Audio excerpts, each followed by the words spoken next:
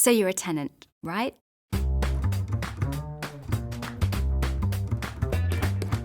There's this idea that we Brits are a nation of homeowners, but actually nearly a quarter of us are living in private rented accommodation. And while people still think that renting basically means you're doing this, I'm here to talk through a few reasons why renting might actually be a good idea. There are two main things that renting can give you: flexibility and freedom. If you're looking to become a homeowner further down the line, renting could be an opportunity to try before you buy. That could mean trying a new area before you commit to buying there, especially if you don't know it very well. Or, if you're living with a partner for the first time, renting together first lets you make sure you're ready to take on the massive financial commitment of a joint mortgage. So, when you look at it that way, renting could actually save you from making a very expensive mistake in the future. But there's also another thing about renting that's often overlooked. There are periods in everyone's life when it just might not be the right time to own a home right now.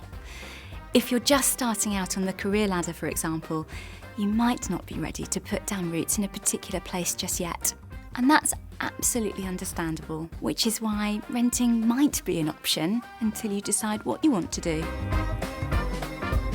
The other good news is that there have been a few changes recently which have been designed to help tenants and also save you money.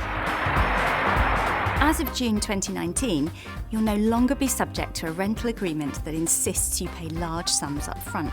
Thanks to new legislation, landlords are now only allowed to charge a maximum of 1 week's rent for holding deposits. Then, depending on how much rent you pay, most deposits will now be capped at the equivalent of 5 weeks' rent. Unless you pay over £50,000 a year in rent, when your deposit will be capped at the equivalent of 6 weeks' rent. And there's more. Now, some of the fees that you used to have to pay as a tenant have been banned as well. For example, credit checks, tenant referencing, and inventory fees. These are all things that the landlord now has to pay. The usual household bills like utilities, TV licence, council tax, phone and broadband. And if you decide to end the tenancy early, or if you make any other changes to your tenancy agreement, you may be charged administration fees, as well as any reasonable additional costs you incur during your tenancy, such as repairs to any damage you've caused, if you leave a tap running and flood the bathroom, for example, or if you lose your keys and have to have the locks replaced. There are also some new options available for cutting the upfront costs of renting, or even getting your rental payments to work harder for you. For example, some credit referencing agencies now count your rent payments towards your credit score, which means if you always pay your rent on time, it could improve your chances of getting a mortgage if you ever decide to buy in the future.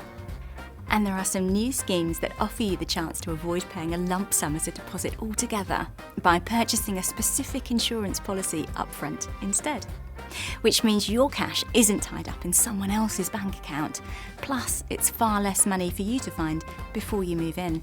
This is just a snapshot of what you need to know based on English law. So, before you sign on the dotted line, do make sure you do your own research to find out what's relevant to your individual circumstances and speak to a professional to get some advice about your legal rights.